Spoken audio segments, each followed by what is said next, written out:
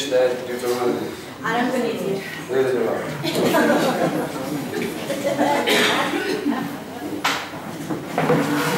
Finish it for the fifth time. 17 feet in a row. Home stretch.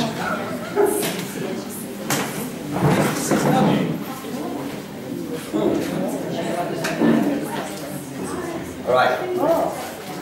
So, as you studious people have well noted, what are we discussing now in chapter 33?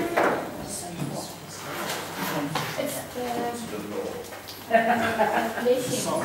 It's the piece blessing the tribes. Blessing the tribes. Okay, 32 was the song. Did any of you pick up anything about the Song of Moses in further study? Chapter 32, right? That is like, they're not keeping to it, but don't keep it to it, then blessings and curses, life and death. Think further in anywhere in the book of the Bible. In the collection of books in the Bible. Prophets. So again, Revelations 15 verse 3 talks about those who sing the Song of Moses. Right, so you make a cross-reference, say mark it down. Okay? Alright, so if we're looking at the brachas, or a blessing in basically chapter 30 and the summation of the death of Moses in 34. What makes this a little bit challenging is not the content of what we're dealing with, is that in fact there are other blessings that were prophesied or spoken over before. Right? So, we're going to do a little bit of a cross-referencing between them and trying to see what God is busy doing. Okay? Obviously, when you look at one section of the book, starts off over there, but as we know, each promise overlaps another promise, which is built on another promise, so that we can sort of get a fuller picture of what we're looking at later. Obviously, we're looking backwards through history. So you can try and identify what God is busy doing, what God had done, from the time the 12 sons were blessed, to the time the tribes were blessed, and if we are so inclined, you can make a word play on everything with the names and the order of the blessings that come out. Have I lost you yet? Right, John, good. Alright, so. That's on your record. What do you mean? I thought we were just reading the Bible. Alright, so to do this properly, the first thing you're going to do is you're going to give me the order of the birth of the sons of Yaakov.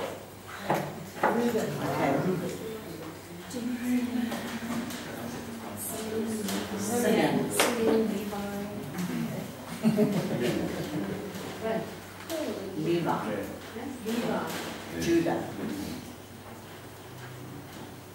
Next. then Good next.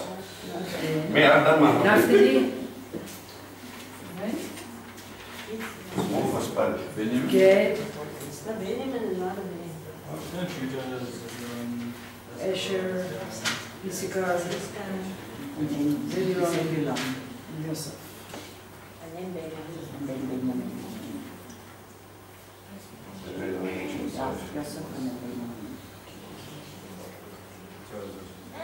And okay, so this is the order of the sons. So before everybody gets into anything, we need to remember that every time you think of a nation, every time you think of a people, every time you think of a tribe, comes from a person. Right? So when we start thinking about Noah, we start thinking about where people came from. The Canaanites came from a man called Canaan. Right? And it's just basically his descendants, and that's how we sort of trace it. Okay? So to get a better understanding of what the tribe was like, you can look at the culture of the man, and it might give you a little bit of a foreshadow. Okay? So, next, you're going to tell me, where were the blessings spoken before? Genesis 49. Right. Okay. So here we've got Genesis 49 blessings, and here we have Deuteronomy 33. So the first thing we do now, Anna.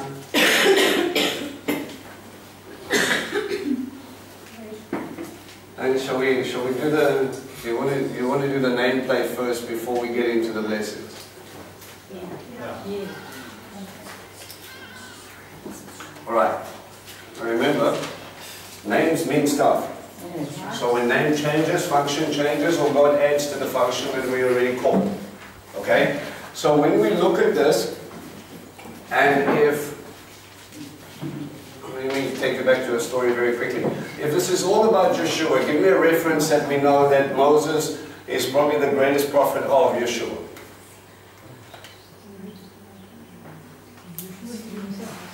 Didn't Yeshua say it? Well, paraphrase. The greatest prophet was Moses, but the least in the kingdom of heaven shall be greater than he is. John the Baptist. Oh, sorry. It says if they did not believe Moses, they would not believe in me. That's right.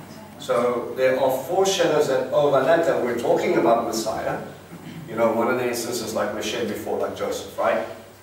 A guy who's got a special calling, the promised, well, we can use Joseph, I say. Joseph goes down, he gets betrayed by those closest to him, he descends into a pit, he gets lifted up, he goes down into the depths again, he is elevated to the right hand of the most powerful person in the world, elevated to the right hand of the power, and he brings forth bread for life for everybody, not only for the Jews, not only for the Egyptians, but for the entire world, Scripture talks about. Alright? So when you sometimes take away the names and you just tell the story without the names, and then you tell any normal believer, depending on their background, if you talk about to a Jewish guy, he's obviously going to be, that's Joseph. And if you talk about it to a Christian believer, he's going to be like, but that's Messiah. And you're going to start, right, that's actually God. This is what I'm going to do, and this is where I'm going. Okay, so these foreshadows kind of tell us pictures about what's coming. Okay, so you're with me? But when we look at the names, obviously the names have meaning behind it. Out of all things, God chose this name for this person. Okay? And if we're looking about 12 tribes, surely then we should be able to look for links to Messiah that will be able to tell us a story about what's coming. Okay? So, fastest fingers first, get Google ready. What is the meaning of Reuben?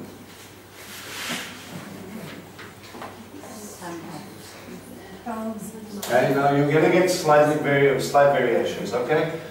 I'm just going to give you a little more. Okay, Shimon comes from Shema. We're hearing Lefi.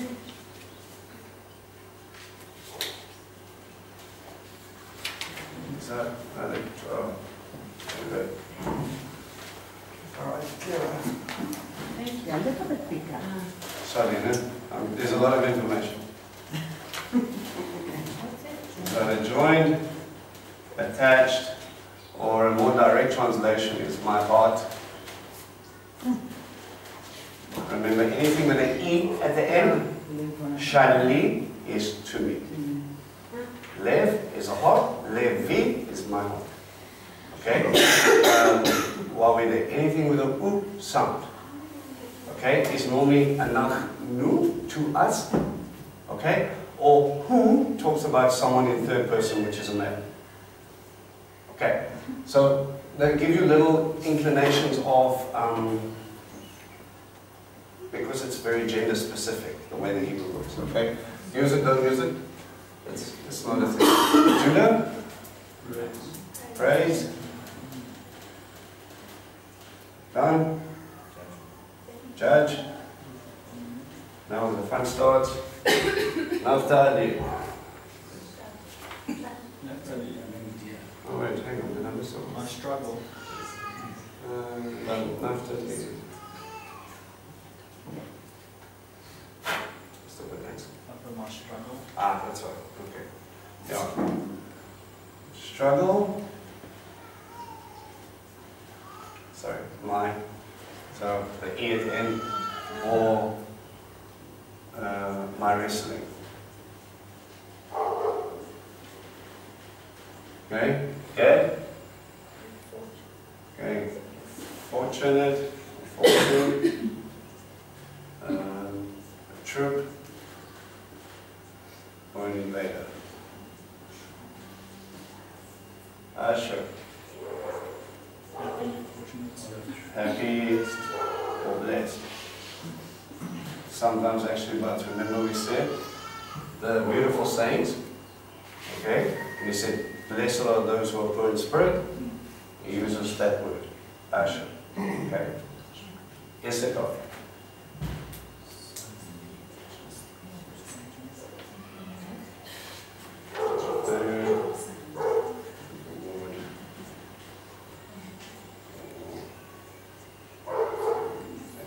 If you've got anything else, just shout.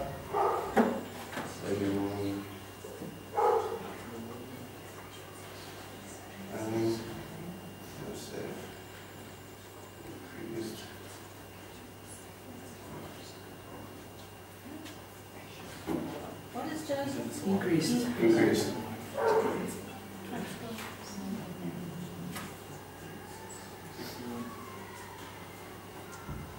Okay. So, everybody see?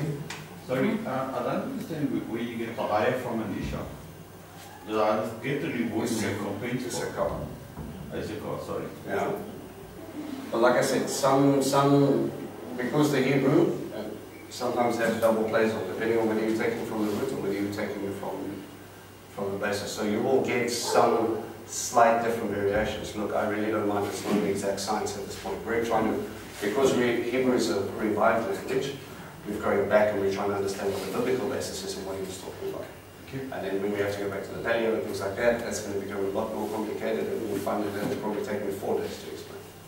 Sorry. Okay. These are general, more or less, or the most acceptable, or the most common ones that you're going to find. Okay? So, in this entire little exercise, you can tell me a story. How is that pointing to Messiah?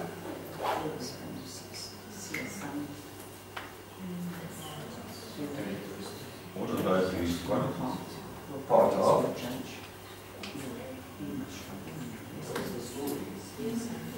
And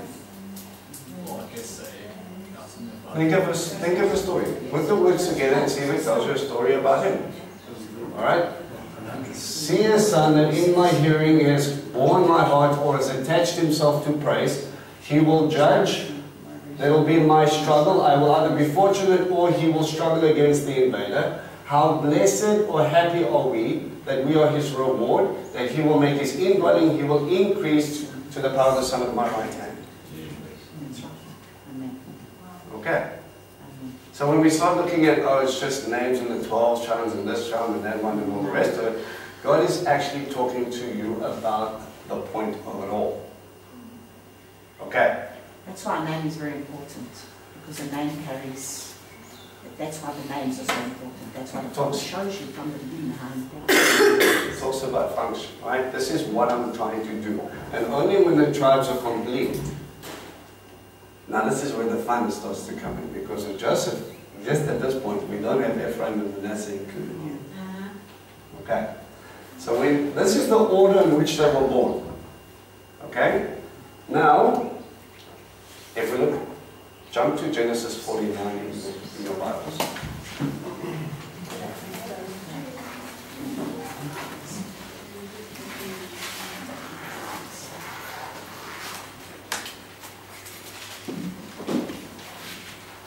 God willing, we'll have enough time to be able to do the parallel with the blessing. But I just want to point out some things to you here first that you can sit and you can go and discuss and look at this and go deeper into it, right?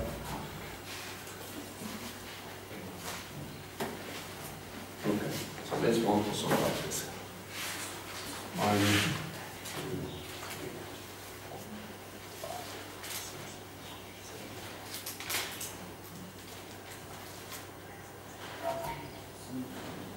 Oh, I think that's that patience going to come to hand. Alright, are we all in Genesis 49?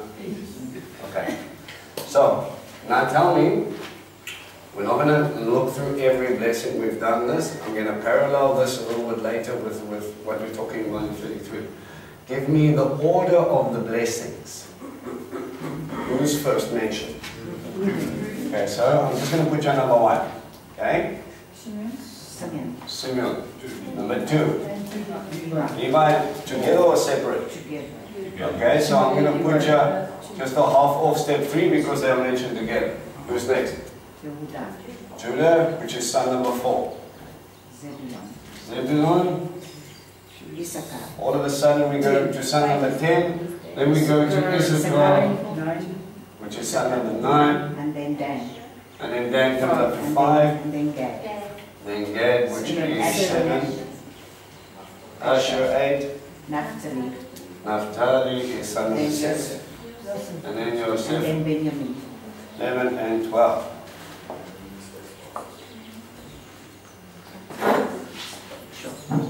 Alright, now all of a sudden he's gone completely confused. 1, 2, 3, 2 and 3, well, then by the gun, so we'll talk more about 4, and then everything else just goes completely confused.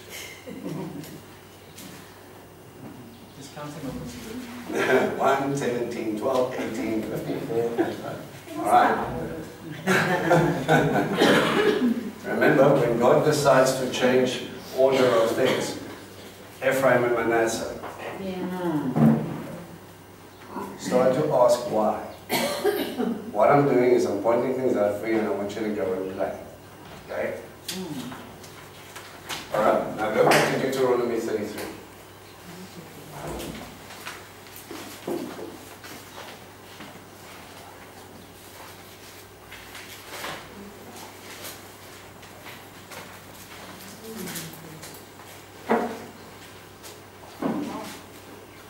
Still wooden place. Right, the one who spurned, well, not spurned, tried to force the birthright. It's always mentioned first. Yes. Alright. So, we've got son number 1. Who's next? Judah. 4. Judah. Then 4. Levi is 3. Benjamin is 12. Joseph is 11, yes? Zebulun is? 10. Gad is? 7. 7. Then Dan is 5. Naphtali. Naphtali, so Dan, Naphtali, And then Asher. Alright, give me numbers. Can't see from 5, 6, yeah, and 6. 5, 6. Which is next one? Asher is 8. Uh-huh. 8.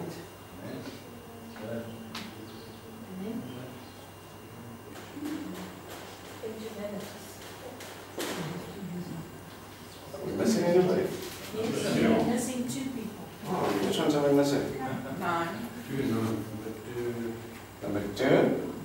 Are we missing Simeon?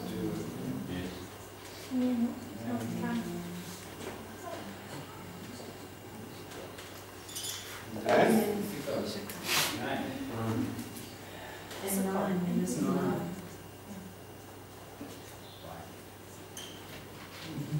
When they did.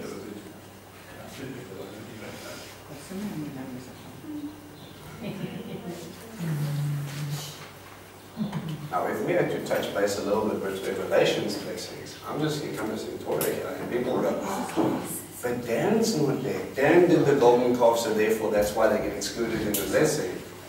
Hang on a minute, God forgot a couple of people here before. Not only that, he changes the order again.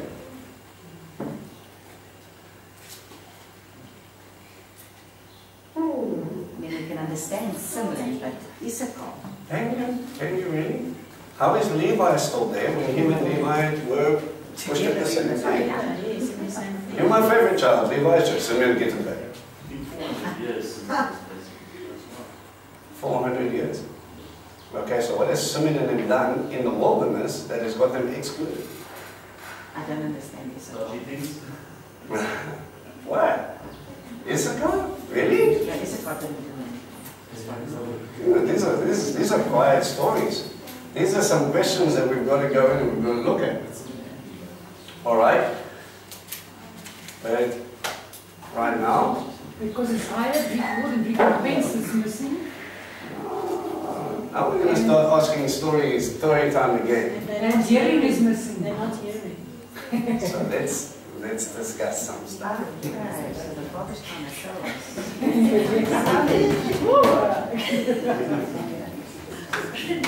All right. So, Anyone see past socks with me now? all right, no worries. I'm going to take a little bit of time.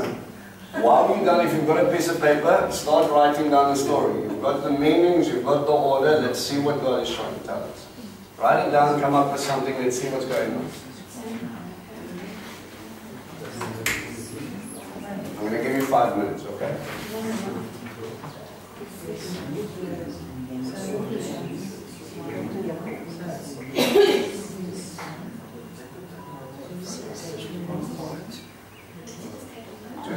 Can you post it on the group when you do that? You're not going to be able to sit anywhere with my projector flat, right? You're not going to be able to sit anywhere with my projector anyway. I'm sorry, Issachar is not missing. Is he? No, because in Deuteronomy 33 verse 18, where he says, and of Zebulun he said, rejoice Zebulun in your going out, and Issachar in your tents, they shall call the peoples to the mountains. Is everybody in agreement with Shawnee? What verse? What verse? From 18. Is he being blessed or is he just included in the sentence? I don't know. His name is mentioned in the portion, so therefore, No, he's blessing because he's speaking about Zebulun. He says, rejoice, O Zebulun, in your going out, and Issachar in your tents. bunch of naughty children. What type of choice thing was that? So it is. Are you sure Simon is not missing? Yes. Is he there? No, he's missing. Are we sure? He's not listening, that's it. Yeah, I've done my homework. I know my answers, huh? Where are you guys? Go. She's not listening. Oh, okay. So Shimon is the only one missing. Sorry, just 1 second. Where then where does Issachar fit into your, Under Zebulun. which is number? 10. He's there. It's 11, 10. Huh? So he's, Zebulun is He's there. It's 11, 10, and 7. Zebulun is so it's 10, and then you're going to have Issachar, which is 9. So you got 10, 9, and then 7. Okay. 10, 9, 7. Mega bit of fast.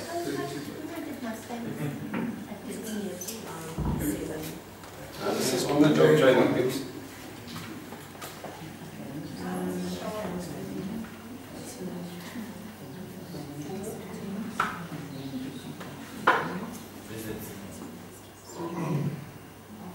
You got stories for me yet? No. She only gave you a white piece back. Just threw out Issachar.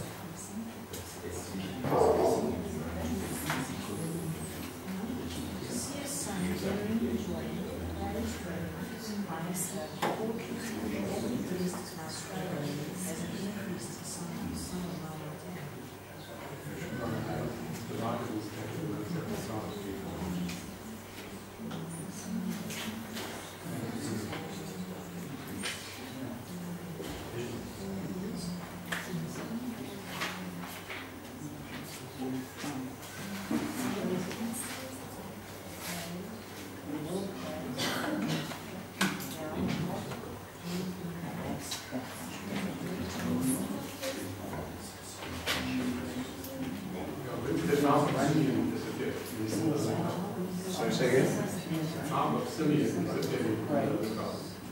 Well, they didn't disappear. They basically, Judah's enveloped them. Right? So you've got Judah surrounds them and Levi was scattered. So even before they realized the covenant of salt and being sprinkled out. Levi was already prophesied that they were going to, one was going to be scattered throughout, another one was going to be absorbed. So when you look at the way the territories were displayed, you actually see Simeon, which has been enveloped by Judah, so it can't have its own decision, it's got no autonomy. And then you've got the Levites that had no territory. A lot of that ties in with what they did to Shechem.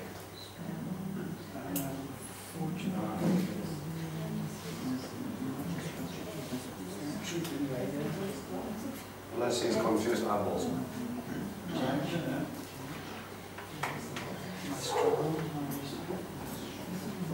In particular, struggling.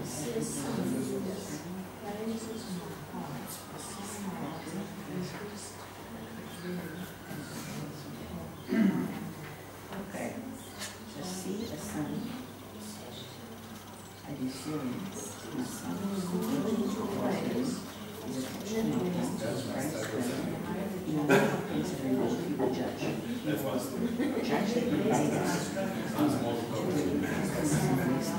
Would you like to rescue us answers? Not even a little bit. We want more times. Okay, but now, what are we supposed to read what is there, and what we get from that? I want you to tell me a story. Pretend I don't know anything. I've made my stories, I've got all my notes written down here. And I want you to tell me what he's talking about here and what he's talking about. Does it pertain to Messiah? Doesn't it pertain to Messiah? It does, both of them. If they do pertain to Messiah, what are you trying to tell me? What is, and then we can sort of gauge, maybe it's a continuation, maybe he's really showing you the parallel between Israel and Yeshua, maybe he's trying to tell you about blessings of the, let me explain it. Do you guys know what I'm talking about? Job the firstborn, eh?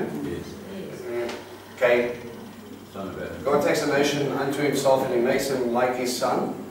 But at the same time, everything that happens through the patriarchs kind of gets paralleled through Israel and then gets paralleled through Yeshua. So you'll have some rabbis that start talking about saying the one man Israel, they're actually referring to Yeshua. Okay, so if you again have to take away they and you put he. He went down into Egypt. He was called out of Egypt and then he came up. Then he went into the promised land, etc., etc. You can draw parallels between Yeshua's life and what the patriarchs did, because Abraham and Isaac both descended, and you parallel with Israel as well. So it's kind of foreshadow on foreshadow on foreshadow to try and give you a picture so that if the patriarchs did it, the nation did it, why is it so confusing that the Messiah did it too? Yeah? Okay? So when you look at their travels and you look at the way they go through stuff, a lot of it parallels in the life of Yeshua. How did you even find Look up. The stuff. Yeah.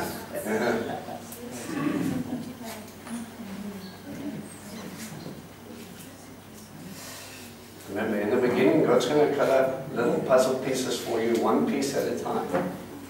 And then later He's going to put 2 puzzle pieces together and He's going to blow your mind. And then later He's going to put 3 puzzle pieces and then 4 pieces and then 6 pieces. And then once you realize you're looking at a skyline, that's going to blow your mind. And then He's going to tell you about the border, and then He's going to start showing you about this, and He's going to show you like this, and then you realize that overlap for the first time, and then your head really explodes, because what you've really been doing is holding one big puzzle, and you've been focusing on one piece. Welcome to my world. What? To my world. Every time I think I look at one piece, it overlaps with something else, and I go, I've never seen that. So I'm just trying to help you stick puzzle pieces together and ask questions. Give it a go. Yeah, sure. You okay? You guys ready for the first interview? Are we going to do Genesis? The first one. Genesis 49. Yes. Who's on? Who's at the back go? She said she was go. No. You go. Tam, you can do Deuteronomy 33. Can they come to the front and point it out? Oh yes, please. Please. I stand, it wasn't me, I didn't ask. Says the one that don't want to stand up. But that's a different story. the story behind Just Genesis do it. 49? Just do it. Just read it. stand there, yeah, stand there, stand there. That's it, face us, so that your voice carries. See a son hearing, who is hearing and joined with praise in the dwelling. Then we hire the judge for fortune. Happy and blessed is my struggle, which has increased in the son of my right hand. Left out Levi. Didn't I? And then she said, you know, She just joined. said Hearing joined. and joined struggle. Oh, okay. Joined to my- I'm a little bit of a softie. I like the My Heart version. Yeah. Yeah. But that was also my revelation when that dropped out. Was quite Hearing in my amazing. heart. Okay, still join. Now, that's the thing. You can use these interchangeably. So, because they all mean the same thing. So when you look at fortune, it doesn't have to be fortune. It can be fortunate. Yes. Okay. Tam. Full calculating, finding the puzzle pieces. For about 3 minutes.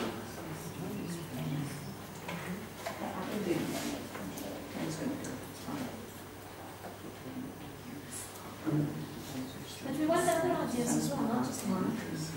I'm not the only one who's moved about. Taylor's reworking her calculation.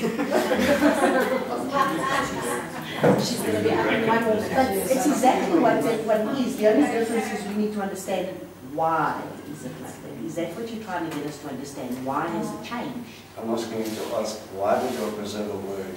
And what is it about Messiah that is trying to shift? Because it's exactly what you're doing is what you did there. The only difference is that now it's turned around. Well, some of them have changed. Now you need to understand why did he change it? And why did he give that Simeon? So Simeon is important because, yeah. That's a big one, man. You think of all the ones to leave out. Why would you leave Shema, which is the greatest commandment? Which is what Yeshua actually comes to establish when he says that's the greatest Okay, so commandment. then Deuteronomy 33 is actually then speaking about something different because they're not Shema. Okay, let me read Deuteronomy 33 and see. Alright, I think that is going to give us a go. No, I I got it. I got it, yeah, but now I just want to see why it's out. Okay, see a son See a son? of praise, who is joined attached to my heart, son of my right hand, who has increased, dwelling, reward, and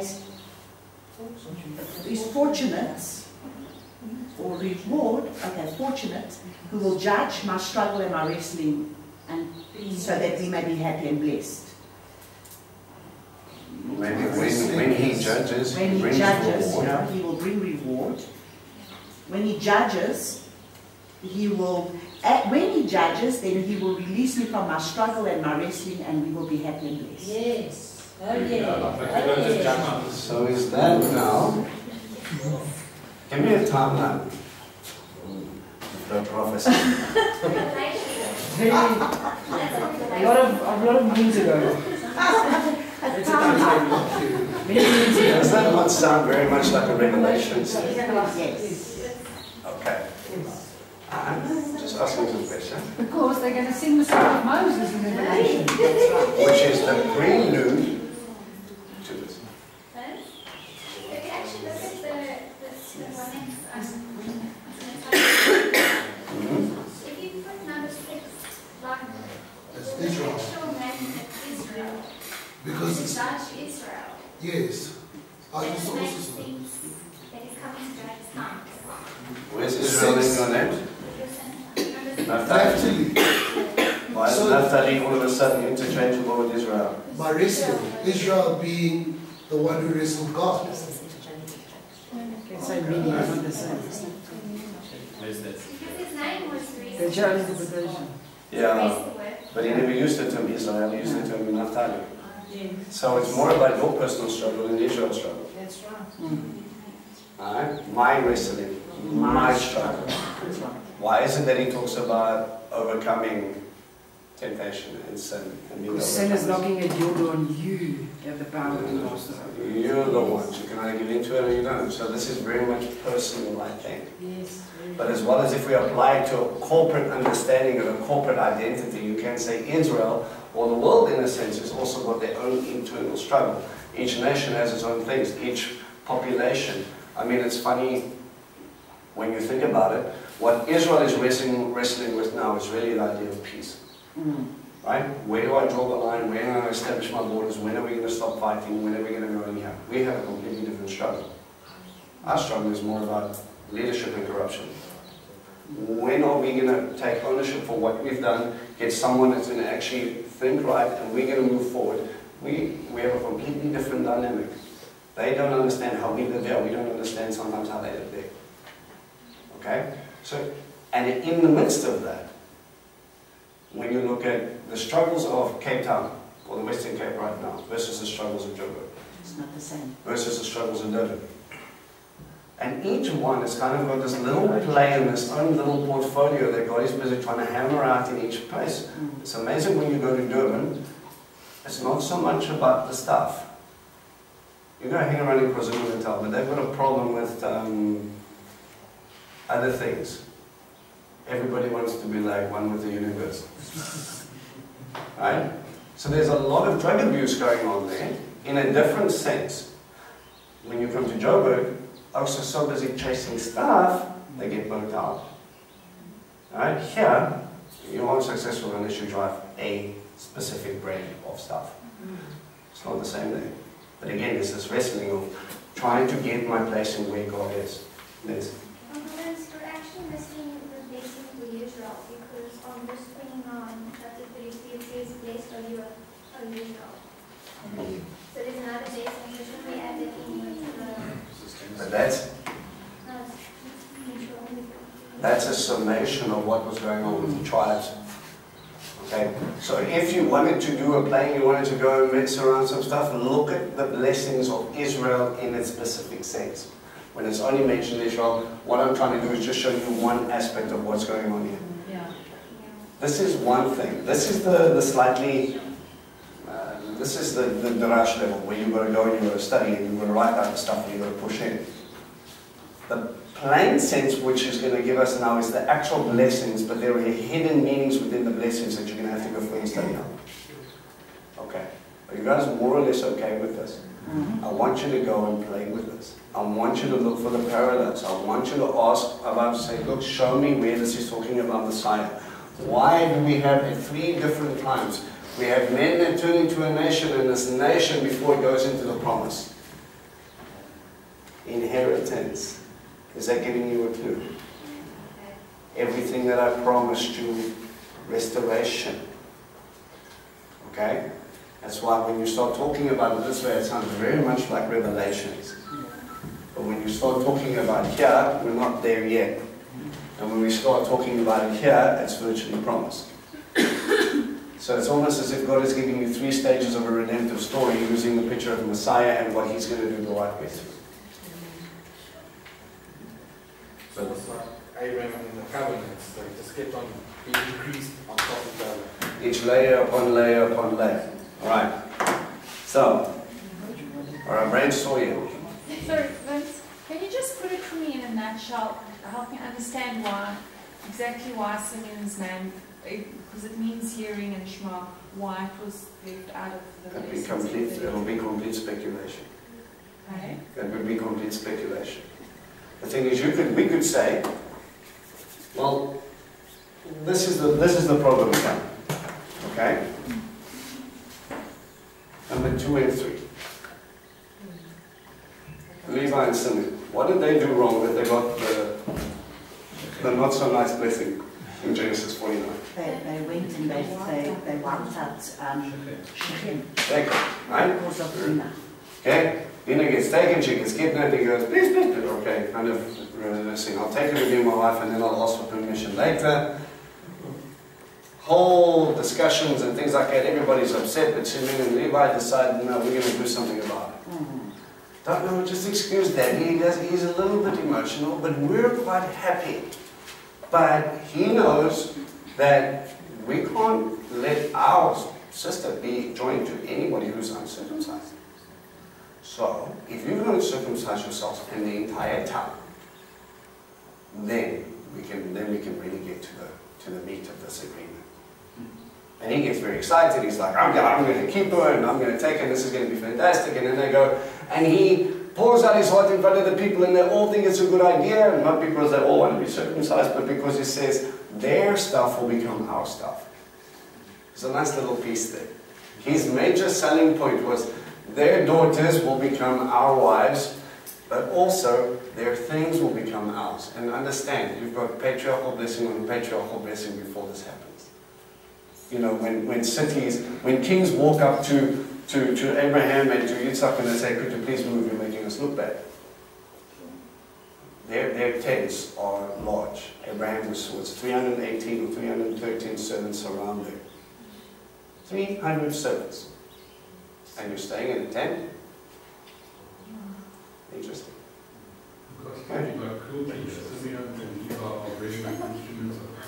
They were. Because what happened was, as soon as they were circumcised, they went down, the two brothers, and slaughtered every male inside a shekel. Because they couldn't defend themselves. It says they waited to the second or the third day, and when the fever and the pain they couldn't even stand up, they could not lift a sword to overcome them. Remember, you're talking about no antibacterial creams, no still pains, nothing. You've got a flintstone and a wet cloth, and you're going to bite onto your leather strap until you feel better. And they went up and they slaughtered the city. And Yaakov was like, what are you doing? If they come up against me, if they band up and they see what we've done here, they're going to wipe us out. Did you think further than that? And that's why he says in 49, he says, may I never enter into their counsel. And yeah, let me just do that quickly. Let me just elaborate on this very quickly.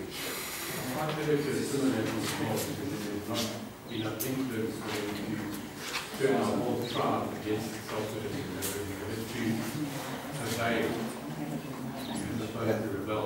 No, they not only went against their dad, but they also put their entire family in harm's way, because if war broke out, everybody would be involved in it. Okay?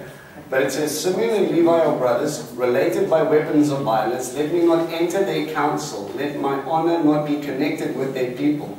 For in their anger they killed men, and at their whim they made cattle. Cursed be the anger, for it has been fierce, their fury, for it has been cruel. I will divide them in Yaakov and scatter them in Israel. See, already there, when you look at Shimon, the tribe of Simeon is being developed in Judah. And already there, Levi, we understand it now, is going to be scattered out like sea salt. They sort of redeem themselves a little bit in Exodus, okay, after the golden calf incident. So, and then he goes, all right, well, you're still going to be scattered, but I'm going to use the scattering for good. And you know what's interesting? I just want to, where you just mentioned that about scattering, I want to just confirm that in Isaiah, as a prophetic word, where he will gather them, and it shows that they would have been scattered amongst the nations, because I just wanted to read you, Isaiah chapter 66 says, and if you look at verse 20, it says, and they shall bring all your brothers as an offering to Yahuwah out of all the nations, on horses and in chariots, and in litters on the mules, on the camels, and to my set apart mountain Yerushalayim, declares Yahuwah, as the children of Israel bring an offering in a clean vessel into the house of Yahuwah. And from them too I shall take for priests, for Levites, declares Yahuwah. For as the new heavens and the new earth that I make stand before me, declares Yahuwah, see your seed and your name shall stand. So this is a prophetic word that this is like end time.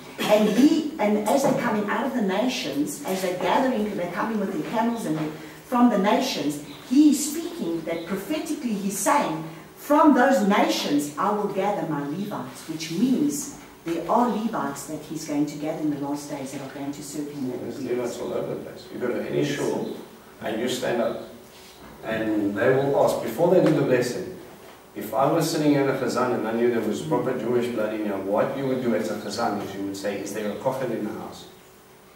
Kohenim. And then there's one in Brakpan. There's an elderly gentleman that stands up every week and he goes and he reads the first blessing. Then, after the kohen, he says, is there a Levi? And then the Levites come up and they do a blessing. And thereafter, they call other people to come up and read. But there are those that will, from here, they are those that will be scattered amongst nations that are not necessary, that are of the house of Israel, that is scattered, not the house of Judah and the house of Benjamin, but the house of Israel that's scattered in the nations, that from there he too selects them. You're looking at dispersion, but within the dispersion, yes, the house of Levi was also scattered. Yes, exactly. And this is the prophetic thing that shows that at that time he's going to gather from those as well, those that are. So he's always had, and that is what you read in Jeremiah chapter 33 that talks about that he will always have Levites to be able to serve him. Just like he will have a man to sit on the throne of David, he will have a Levitical people that will be there to be able to worship him. That's why Yeshua came from both tribes of Judah and tribe of Judah. It's the only way he fulfills his word in that essence. Okay? Alright. So now what we're going to do is I want you to stick your one finger in Genesis 49 and I want you to stick your other finger in Genesis 33 and I want you to overlap the brachas as we see them. Genesis 49 and Deuteronomy 33. Alright. So what I want to do is from now not focus, you're not going to be focusing on the order, we're going to be focusing on what's been said for Judah must be said for Judah, okay? Alright, but let me just read while you guys are listening. I'm going to read the intro to Deuteronomy 33. This is the blessing that Moshe, the man of God, spoke over the people of Israel before his death. Adonai came from Sinai. From Seir he dawned on his people, shone forth from the mount of Paran, and with him were myriads of holy ones. At his right hand was a fiery law for them. Let's just please pause there. So he comes from Sinai. What happened at Sinai? Alright, so did God really just come from Mount Sinai? Is that where his existence happened? No. Alright? This is the story of which this nation has been pulled out of bondage, been brought unto himself. Remember, a sign to Moses says, you will bring the people here and worship them on this mountain. When Moses got them back, he knew that God was true to his word. Okay? Never mind all the other cool stuff that you got to see. Alright, Mount Seir, where is Mount Seir? Whose territory is that in? Edom. Okay, it's the Edomite territory. It's their big mountain, their big fortress. He dawned on his people, shone forth from Mount Paran. Who was in Paran? Ishmael. Yes. Okay, right. He stayed in the wilderness of Paran. So it's funny here that he takes almost a couple of side sons and he goes, they've all seen what the forefathers have done. You know, you've got Jacob and Esau, who understood, unfortunately, in the Edomites went south, and you have Ishmael, who was Isaac's stepbrother, which also, unfortunately, went a little bit wayward. But in the midst of his story, he backs up what he's going from one mountain to the other mountain, and he says, at his right hand was a fiery law for him. Who sits at the right hand of the power? Okay, so the Word made flesh, right hand Torah. Okay, is a fiery law. He truly loves the peoples. All his holy ones are in your hands, sitting at your feet. They receive your instruction. Yes, to sit and listen is probably one of the hardest things that we do. They receive instruction.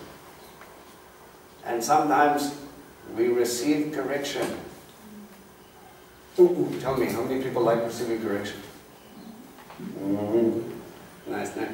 The Torah, Moshe commanded us as an inheritance for the community of Yaakov. Then a king arose in Yeshurun. What is Yeshurun? Who is Yeshurun? Israel. And what was the root word of Yeshurun? Upright. Okay? Complete upright. A king rose when they were upright. When the leaders of the people were gathered, all the tribes of Israel together.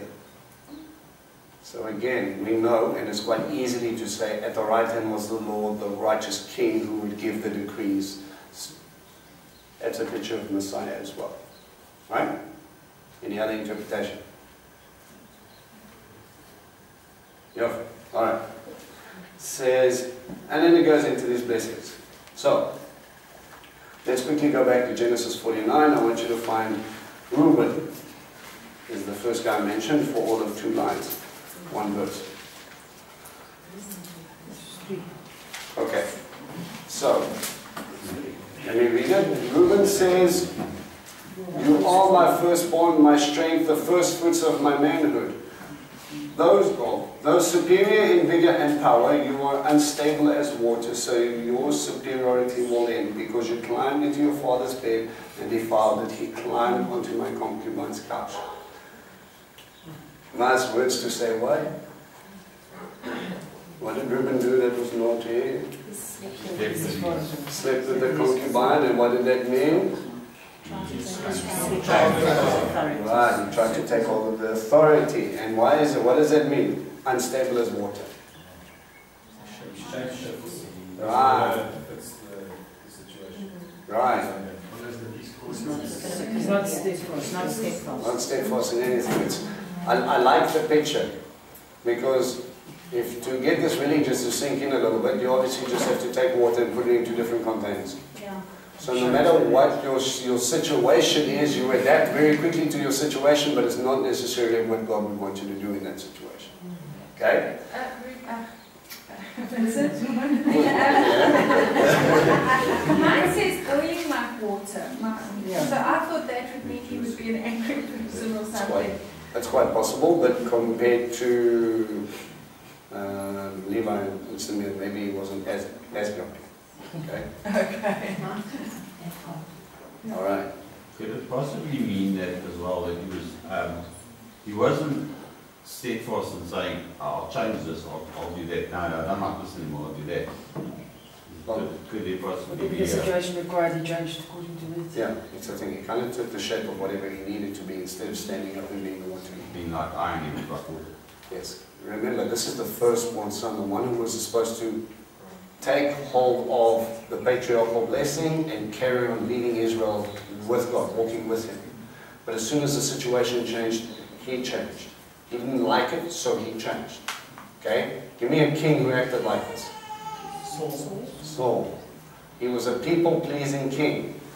Okay? So if the people wanted to leave because they were so sick and tired of waiting for Samuel, no, just we have 5 more minutes, 5 more minutes, 5 more minutes, 5 more minutes.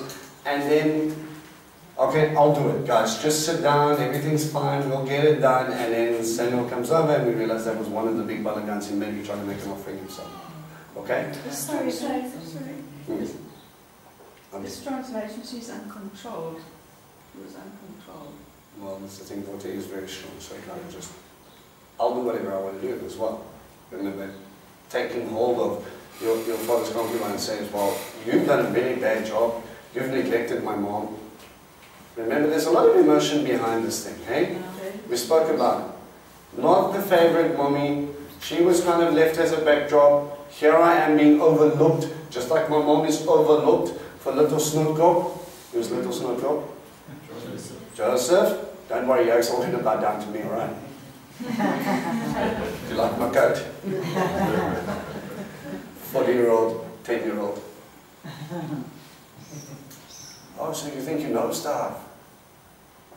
Don't worry, dude, you're going to bow down to me. Let's just accept that now and move on. Alright, Dad, you too. There's a lot of chutzpah. It needed a lot of humbling to go in, because remember, God said, I'm going to lift you up, and realize it's not about you. Yeah.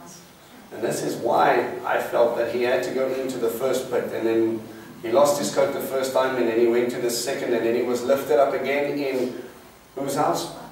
Potiphar's house. And the last thing he left in Potiphar's house was his cloak. And then he went back into a pit again. Humility. It says, before you can do what I need you to do, you need to be dropped down a few notches and realize that God did this. That's right. Right, and that was his story. Everyone will pour some fire. I'm just trying to put this into a space, and I want to know if it's got a double application, because when it first starts with chapter 49, it says, gather together that I might tell you what shall befall you in the last days. So do we take that as end time application as well? Do we see it as a double application, or repeats? Because some of the stuff did already happen, like Simeon and Levi were scattered within the tribes. But now it's saying last days, so I'm just trying to understand. Last days, what other translation do you guys have? Last days. Last days. What verse? It's the first one. 49 verse 1. Because it says, what shall befall you in the last days. Okay. So is that there? Probably a very chance. In the Hebrew, it says Acharit Hayamim, in the days to come, and you can say up into including of what's going to happen at the end. Okay. But because it's a prophetical cycle, it could probably have patches of overlapping. Okay.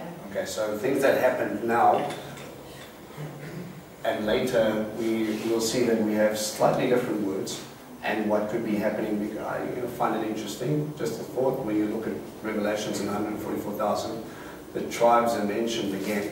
So you could do this whole thing there, and you can put the order of what was mentioned with the 12,000 and the 12,000 and 12,000 and see what happens there. Go and play. Okay? Yeah. All right. Okay, so Reuben, that's Reuben, all right? So jump over to Deuteronomy 33. It says in verse 6, let Reuben live and not die out, even though his numbers grow few.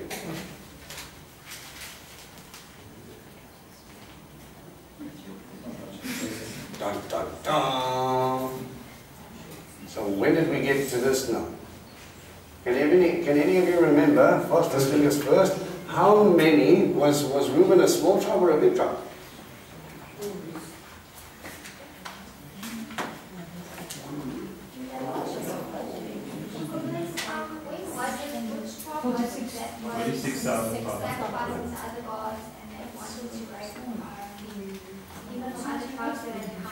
There was Benjamin.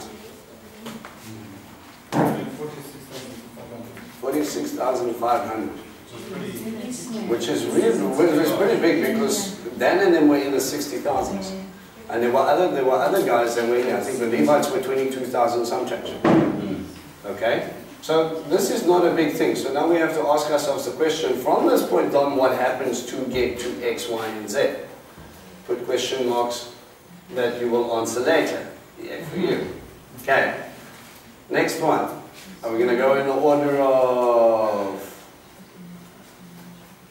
Yeah, let's go in the order of 49. And then we'll jump around if you guys are okay with that. If we need to carry on with this... Yeah, no, I know. Okay. We know that Shimon is not included in the list. So Levi, we've already read this one, so go to the next one. Find Levi. Of Levi it said, verse 8. Levi said, let your Tumim and your Urim be with your pious one. Any other translation there? What verse and where? Deuteronomy 33. Deuteronomy. Belong to your lovingly committed one. Lovingly committed one. Tumim and those good things belong to your lovingly committed one. Okay. You try at the start. So all talking about singular, right? So what was the Tumim and the Urim used for? Your yes, no answers that the high priest would consult when he needed to ask above anything, right? So, he who consults God, will he be with your pious one, whom you tested at Massa, with whom you struggled at Meribah spring. Of his father and his mother he said, I don't know them. He didn't acknowledge his brothers or children, for he observed your word and he kept your covenant. They will teach Yaakov your rulings, Israel your Torah. They will set incense before you and whole burnt offerings on your altar. Adonai bless his possessions, except the work he does, but crush his enemies hip and thigh. May those who hate him rise no more. So it's almost as like, did you notice there was a slight change? Okay? We start talking about a pious one who we struggled with at Meribah, and the father and mother said, I don't know him. He didn't acknowledge his brothers or his children.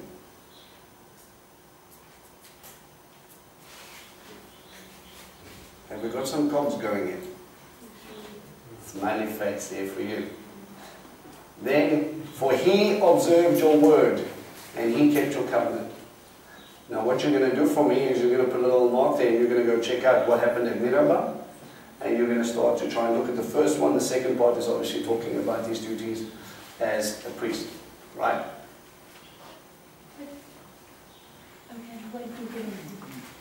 If you want to, then do you want to call a friend? Mara.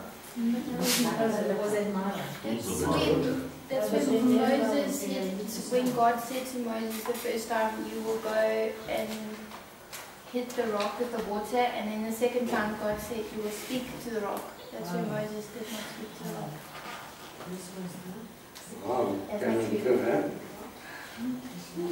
So it was when he should have spoken. Alright, go back to 49. Oh, I get this game. Alright, so we're going to talk about Judah. Judah, your brothers will acknowledge you, your hand will be on the neck of your enemies, your father's sons will bow down before you. Judah is a lion's cub, my son, you stand over the prey. He crouches down and stretches like a lioness who dares to provoke him. The scepter will not pass from Judah, nor the ruler's staff from between his legs, until he comes to the one whom obedience belongs, or until Shiloh comes, depending on your translation. And it is he whom the peoples will obey. Tying his donkey to a vine, his donkey's colt to a choice grapevine. He washes his clothes in wine and his robes in the blood of grapes. His eyes will be darker than wine and teeth whiter than wool. Who is he talking about? Right, Revelations, there's someone who comes out with his clothes look like they're dipped in, washed in. Okay, there's some nice illustrations here of some things that were spoken in Genesis that give you clues about who is he talking about in Revelations.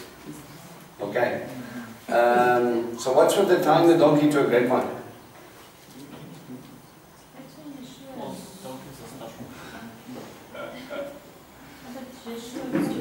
Okay, let's ask about what was a donkey used for generally. If you rode a mule, was it a lowly thing? It was a kingly thing. People go, oh shame, I only rode on a donkey, that was to show humility. Riding on a mule, riding on a donkey is a status thing. It's like driving a Ferrari. Okay? Oh look, he came in a limousine. Must be someone fancy smancy. Okay? So it was to elevate his status even though he was humble. Alright? And then obviously tying a very strong animal to a grapevine is to show you how strong the roots in that are. There will be massive clusters of grapes that will be able to hold it down. So there will be lots of fruit. There will be good roots that will be established. Yeshua wrote the colt into Yeshua is also the vine. Nice parallel. Yeshua is also the vine and he's also the one that brings fruit. Okay. Next one. Judah, yes? No, we spoke about Judah. Alright, Judah in Deuteronomy 33. Hear Adonai, the cry of Yehudah, bring him to his people. Like the singular. Let his own hands defend him, but you help him against his enemies.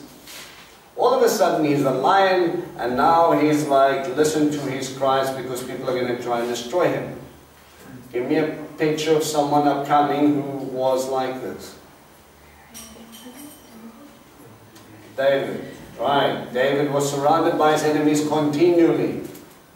And we also know Yeshua had to go through something similar. He was completely ostracized, just like David had to run for his life. Okay? Are you guys following this? Okay. Alright. Who was next? We got Judah, then we got Zebulun. Genesis 49 again.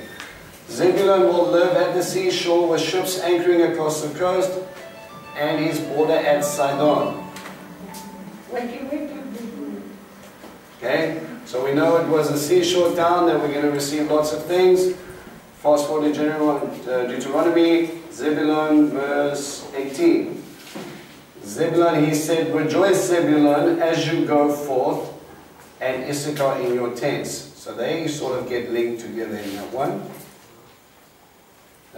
Yeah. They will summon peoples to the mountain and they offer righteous sacrifices. For they will draw from the abundance of the seas, from the hidden treasures of the sand. Okay. There's a very interesting little play here. Zebulun and Issachar, what was it, 9 and 10? Yes, 10 and 9. Okay, so we've got these two mentioned together, much like these two were mentioned together. There is a thought because the one gathers by the seashore and the other people are staying in their tents. The rabbis have concluded that it was Issachar's duties to become studious and they were to be supported by what Zebulun received. So you've got a territory, you've got lots of money. Yay, what are you going to do with that money? Well, you're going to look after the other people. Alright? So they can stay and do what they need to do, and do what will please you and teach my people and learn my heart and teach my ways and all the rest of it, but they need support. Because if you're studying 8 hours a day, you can't run around gathering food.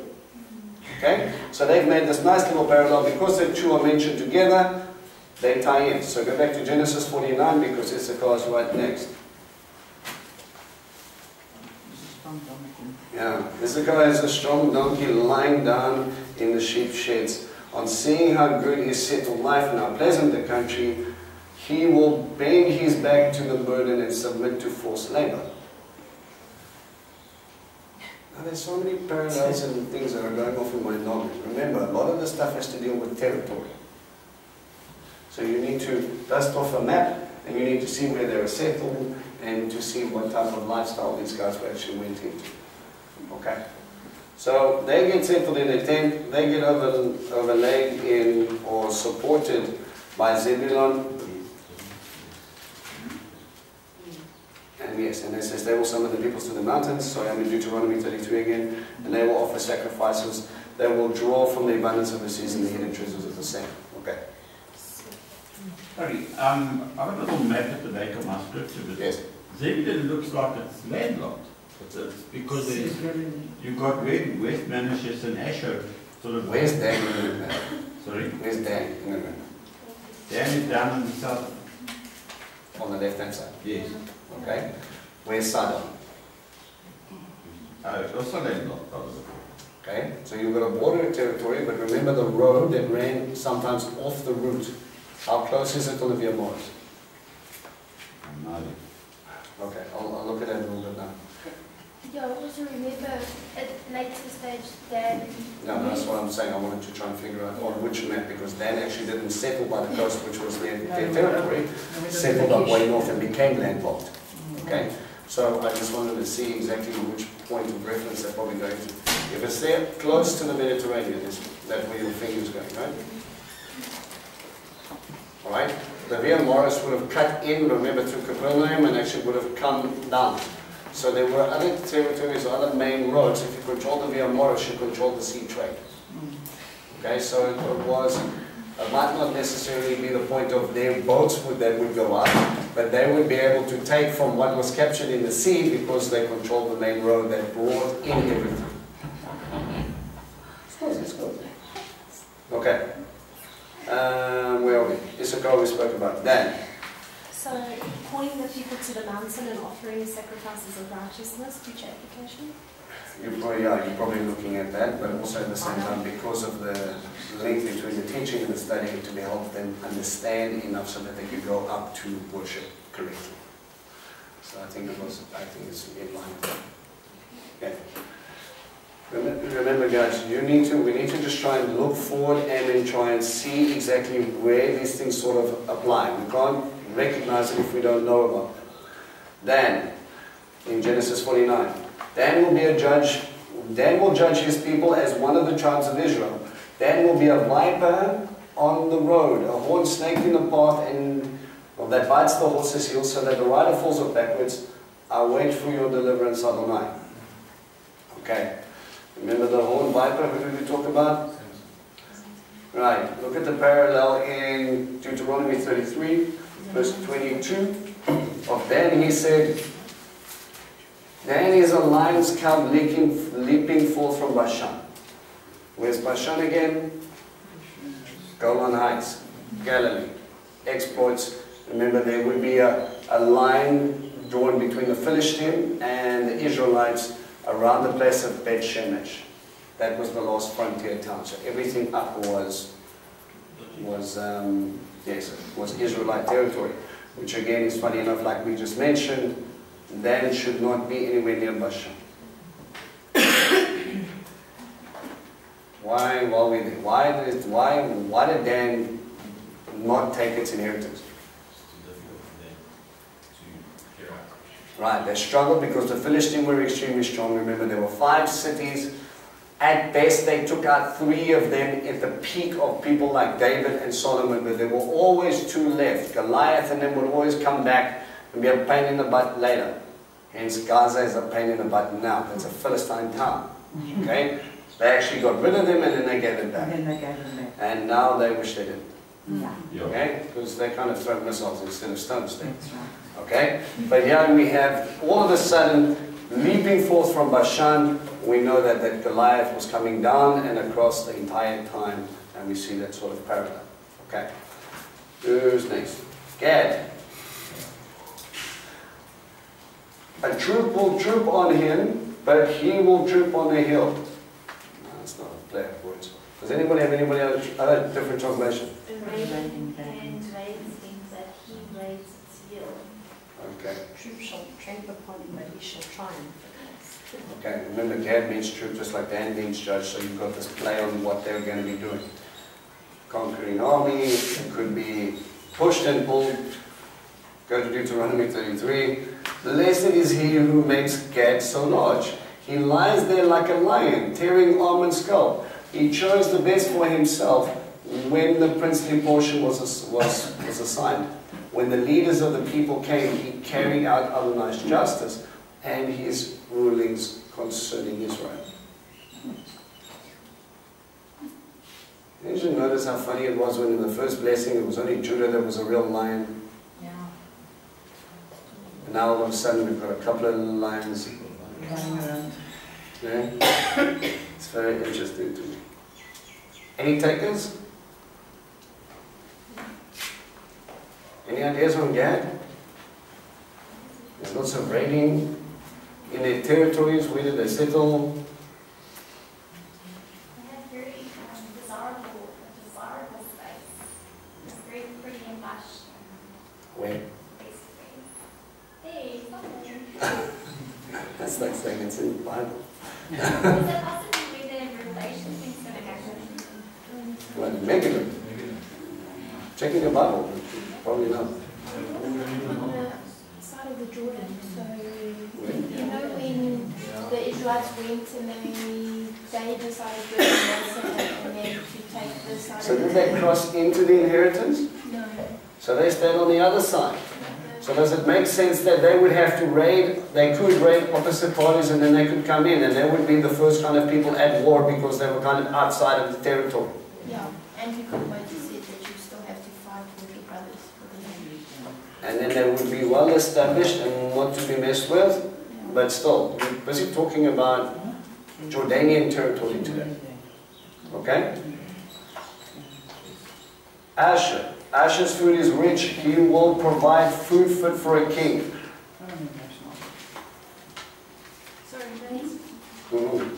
Just when you said that there's more than one tribe spoken of in terms of being a lion, in Genesis it says that Judah is a lion's cub, Yes. but in Deuteronomy when it speaks of Gad, it says he is as a lion. It doesn't say he is. It says he is as one. So Yeah. he's been compared to one. But Judah, it's more sort of direct. It says he is one. But I mean, that's the thing, the first line of blessings, it's literally Judah that sticks out as a lion, right? Correct me if I'm wrong. And now all of a sudden, the second lot of blessings, we've got other people being compared to it. While we're there, what does a lion represent? Biblically? Royalty. Yeah. Okay, so all of a sudden, these guys are maybe starting to understand who they are and being established as that which comes from God. Okay? And the more you... So you have to go into lion behavior, but I mean, you protect your territory fiercely. That's being marked out and dedicated for you, and if you go into the territory uninvited, you normally lose pieces. Okay? Right. Asher. Food is rich and he will provide food fit for a king. Deuteronomy again. Where's Asher? Of Asher he said, verse 24, may Asher be the most blessed of sons. May he be the favorite among his brothers and bathe his feet in oil. May your bolts be of iron and bronze, and your strength last as long as you live. So they were the people that probably supported David. It's quite possible. Remember, there were a lot of people, as they go, but because their produce was so good, they could have given more estate. Okay. Right. Next one. Yosef. Yosef is a fruitful plant by a spring with branches climbing over the wall. The archers attacked him fiercely, shooting at him and pressing hard, but his bow remained taut, and his arms were made nimble by the hands of the mighty one of Yaakov. From there, from the shepherd, the stone of Israel, by the God of your father, who will help you, by El Shaddai, who will bless you with blessings from heaven above. Did you miss that? Did I go over it? Oh, sorry. All right, let's. Yes, I did. Let's discuss Joseph quickly, and then we'll go back to Naphtali. It says, blessings from deep, lying below, blessings from the breast of the womb. The blessings of your father are more powerful than the blessings of my parents, extended from the furthest of the everlasting hills. They will be on the head of Joseph, on the bow of the prince among his brothers. Okay, so we obviously know that from this point, or from this thing, although Judah received a massive blessing, your kind of double portion falls on to Joseph, right? Find Joseph here.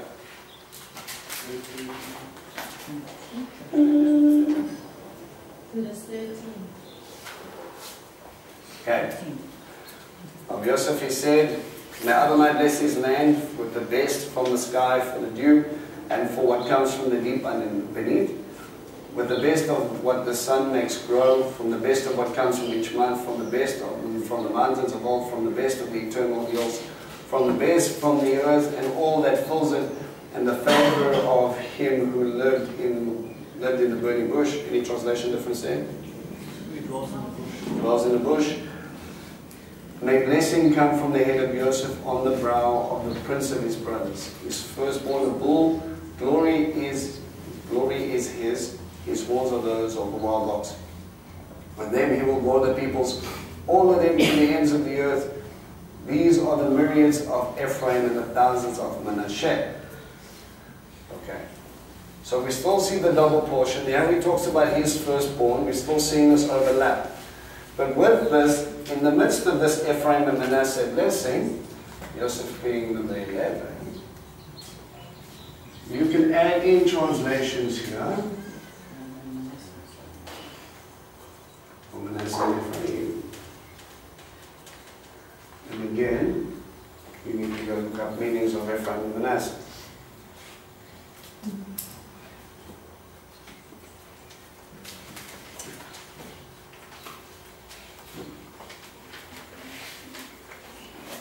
You're waiting for us to look at the meaning. Standing as man.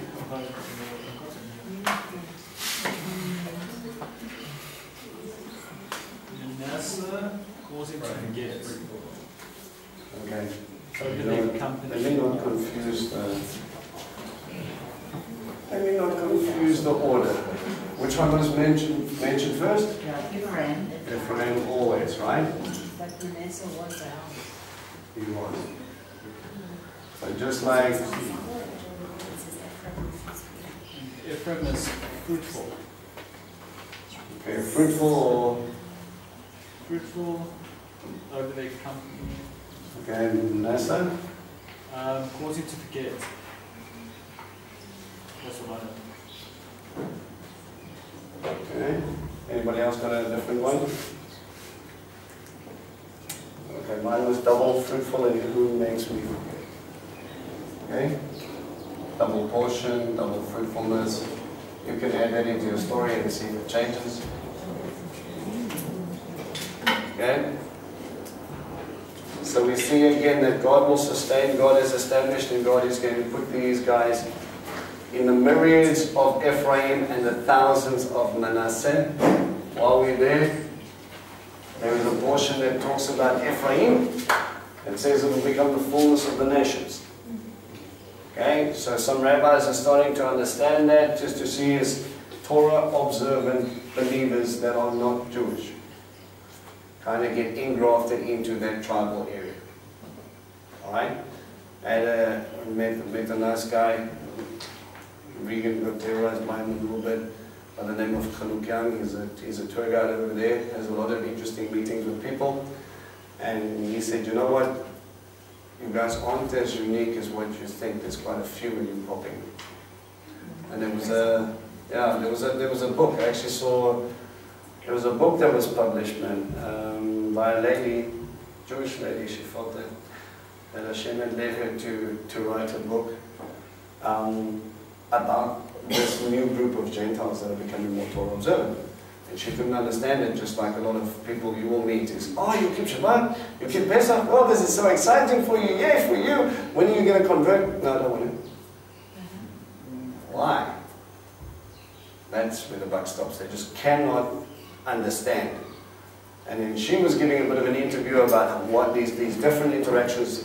They've written a book about you bunch of weirdos already. How is it? They cannot understand. And funny enough, Chanuk was invited to the book launch. He got a whole chapter in the book about his interactions with different people over time. So it's just something that you can add in. So yeah. But most of them, if they really go and do a little bit of a testing in their bloodline, they will find out that they're actually part of the lost tribes anyway. And they will be part of Israel that will be able to come in, where there will be the two sticks that will become one. And so at the end of the day, and it says for those who are grafted in, for those that come in, and even if most of them were to go check their bloodline, they would find out that who they really are. And the only way they were able to come in was because they had to receive Messiah to come back to Torah, because without Messiah, we who are in the dispersion would have never really returned back to Torah. Some will find that they're Jewish, and some will be, won't have anything. And some of them will not, but yet they are grafted in, and therefore they come into that covenant that was given from the beginning. Even for the foreigner, it says in Isaiah chapter 60, is it Isaiah 66? You're talking about Shabbat? Yeah. Isaiah 56. Yes, Isaiah 56, that's right. It says, even for the foreigner who is joined and loves, loves Yahuwah, keeps his commands, keeps his Shabbat, even there too will be a way for them on Mount Zion. Well, he says, I will bring them up to the Holy Land. That's right. Right. So there is a place, obviously. Guys, we get stuck into listing and then ultimately God's only interested in his people and everybody else. The difference is his people is a little subgroup with Abraham and the descendants, the physical seed of Abraham. Okay? He started with a group of people, he created a nation to do a specific job, and everybody else, when they did their job, God has to understand who God is. And we came with. Like the mixed multitude that left when God did his work in Egypt, and then he didn't go, oh, for you plebes, and then for my people, he said one more for one nation. For all nations. Right. Everybody was included. That's right. And it's a thing. You come in, once you follow the God of Israel, you become part of Israel. That's right. Just like Ruth, right? Just like Ruth. Exactly. No conversion process necessary. Let's edit that out, whoever put that in there. The rabbis will hunt me. Alright, I skipped one, right? So we're going back to Where are you? Naphtali is a doe set free who bears beautiful fawns or says beautiful words. Any other translation? These words of elegance. That's so poetic. Alright, so say beautiful things. Just thinking about it now, it'd be interesting to see if we can trace back anything that actually comes out of the Psalms from the tribe of Naphtali. But anyway, okay, so jump across to Deuteronomy 33. Let's find Naphtali hiding here somewhere. 23. Yeah, turn the page. You, Naphtali, satisfied with favor and full of blessing from Adonai, take possession of the sea and the south. So, completely loved and full of favor. That's a nice thing to have spoken of your tribe, right? Can't really go much worse than that. Alright, so we spoke about Yosef, and then we're going to go Benjamin left. Yay! Alright, Benjamin is a ravenous wolf in the morning, devouring the prey, in the evening, still dividing the spoil. Benjamin pops up.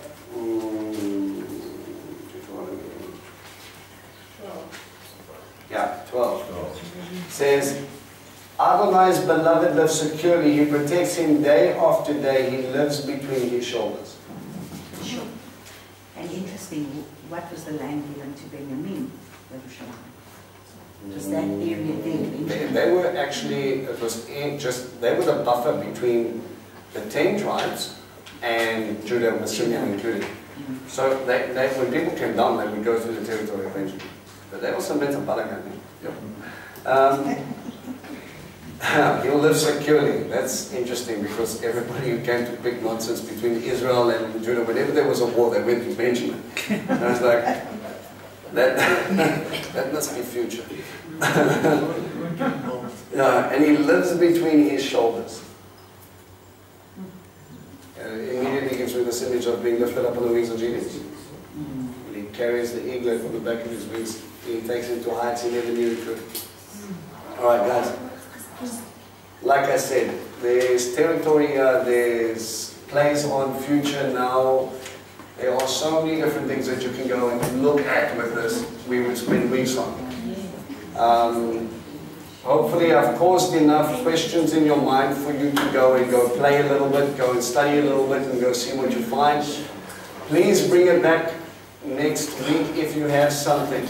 Okay, I'm very quickly going to finish up with 34 because it's literally just a summation of everything, all right?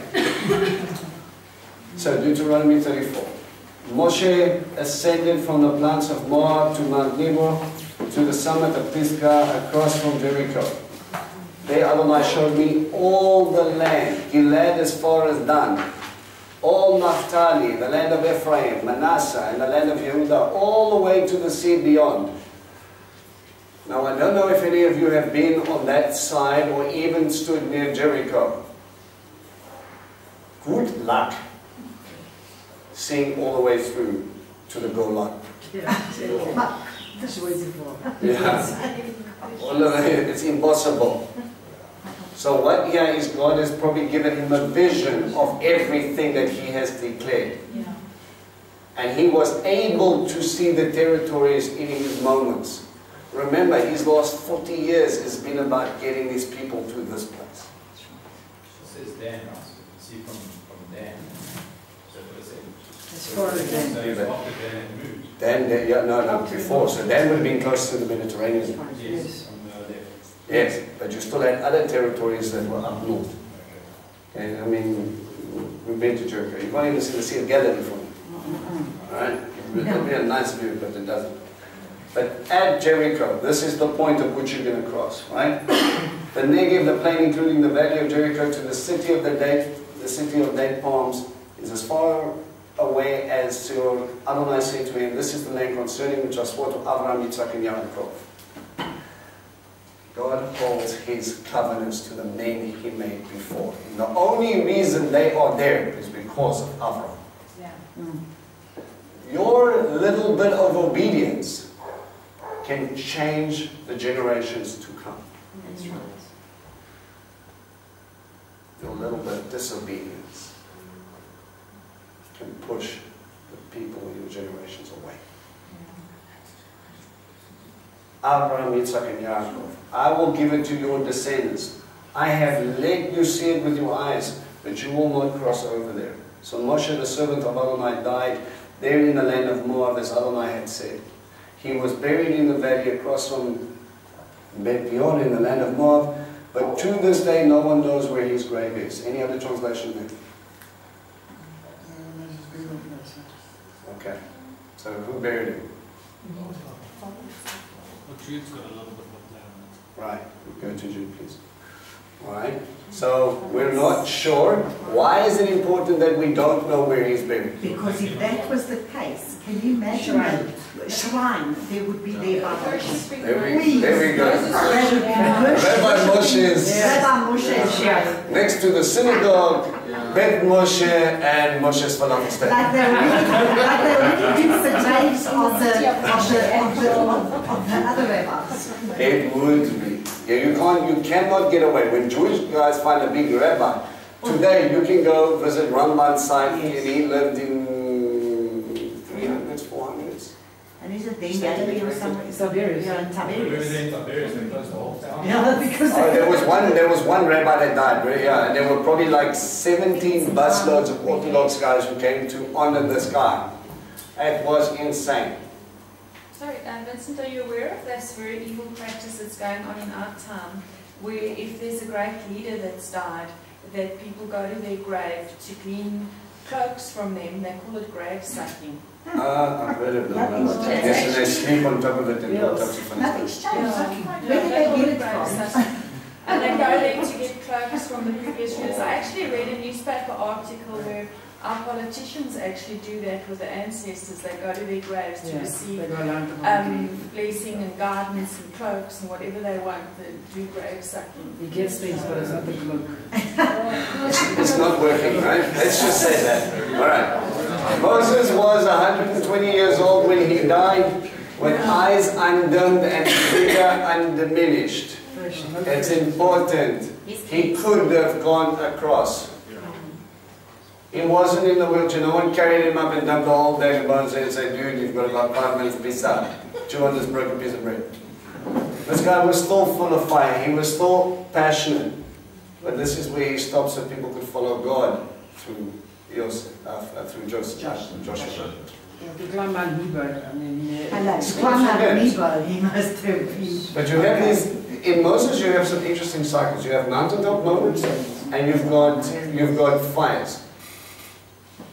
He has a burning bush moment, he has a fire, he has a campfire moment with his father-in-law, and there's a third one that's escaping me. But he has these moments where he goes. Mount Sinai. Or burning bush. that's the mountain, yeah. Burning bush would have been that one. Okay. Okay? Yeah, but what about receiving the Torah? That That's was what I going mean. the mountain is on. Yeah, but that was burning bush. But you can, we're talking little campfire moments. And they say that, not everything volcano. Yeah, not the Shekinah. Little burning bush, little conversation. Little campfire, little conversation.